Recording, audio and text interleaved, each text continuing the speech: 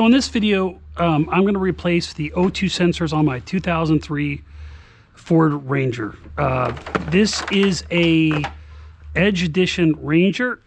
The instructions should be very similar, but there's 3 O2 sensors in the truck. There's one pre-cat, one post-cat, and they are different part numbers. So one of the reasons I'm replacing the O2 sensors, and you'll see a video for my 95 Mustang, I replaced them, is because there was a sale on these parts for Bosch on Amazon. Now, they had already sold out, and Amazon also was having a sale on some of their other parts. So this is the number for the post-cat sensor, and then again, there's only one of those. It's 15719, and you'll want to double check this before you buy it. And the part number for the pre-cats, and there's 2 of those, is X0027G4 G5 6P. I'll put the links in the videos. Again, you know, normally you wouldn't replace O2 sensors unless the car's getting an air. I am not getting an air. The truck is running a little rough, and not really that bad, but enough to where I'm like, yeah, let's try it. They do recommend, the manufacturer, at before 90,000 miles, you replace them on a car. Because my Mustang is 7 years old, I decided to replace them, and the car ran better. On this truck, it's at about 6,000 miles, so hey, why not go ahead and replace them? So I'll go ahead and show the video. You do need to disconnect the battery. When you do this, you will be working next to the starter, and you'll need to disconnect it. Also need to disconnect it so the computer resets after the new sensors are installed. I already sprayed them down with PB Blaster. Make sure you do that before you start this. Let the stuff sit on it, the joints, for about 5 to 10 minutes before you start. It'll make them easier to break free.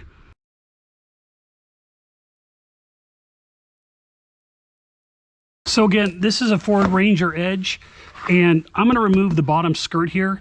There is a bottom skirt on the XLTs, I believe. I don't know if removing the bottom skirt will give you enough room to get to the sensor. The way the sensors are on the Ranger, it's hard to get to from the bottom. So I believe you can remove the bottom skirt, but I don't remember if this is enough room on an XLT model, but it is on an Edge.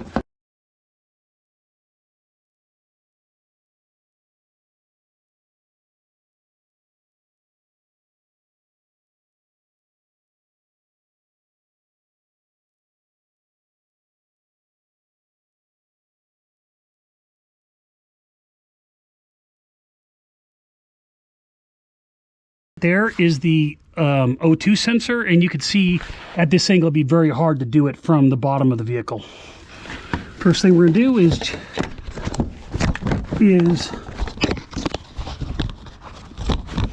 disconnect.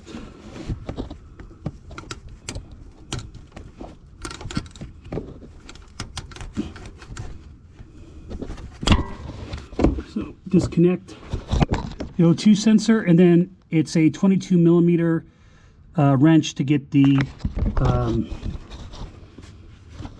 socket out.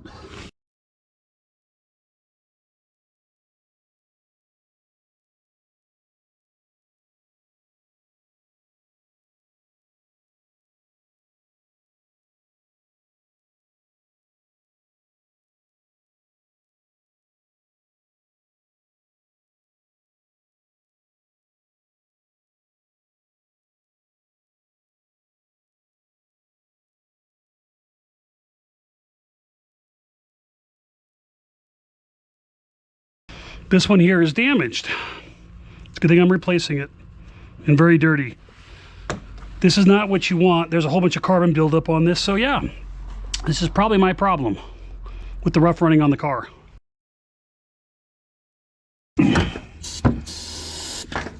Put some electronic cleaner on the connector.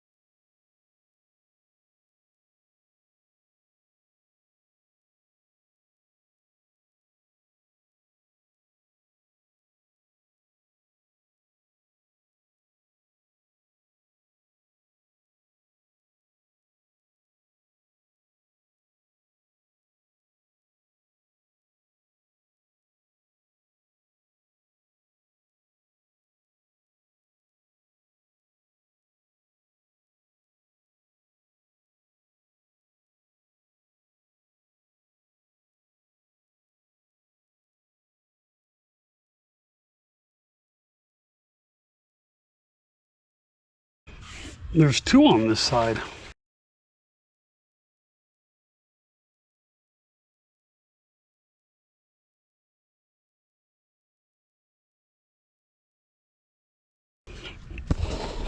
So there is the driver's side one, and got to reach up in there and try to get that one sensor out. And it's not where it's supposed to be. It's usually on a bracket right there, so someone has moved it.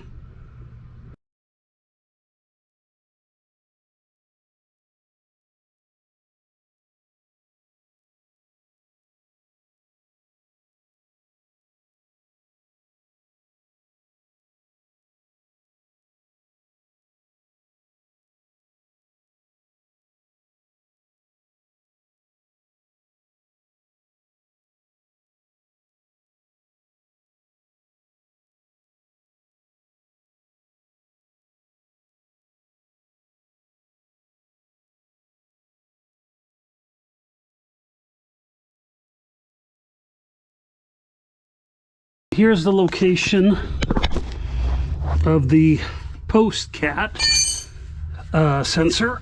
It's right on the tail of the transmission.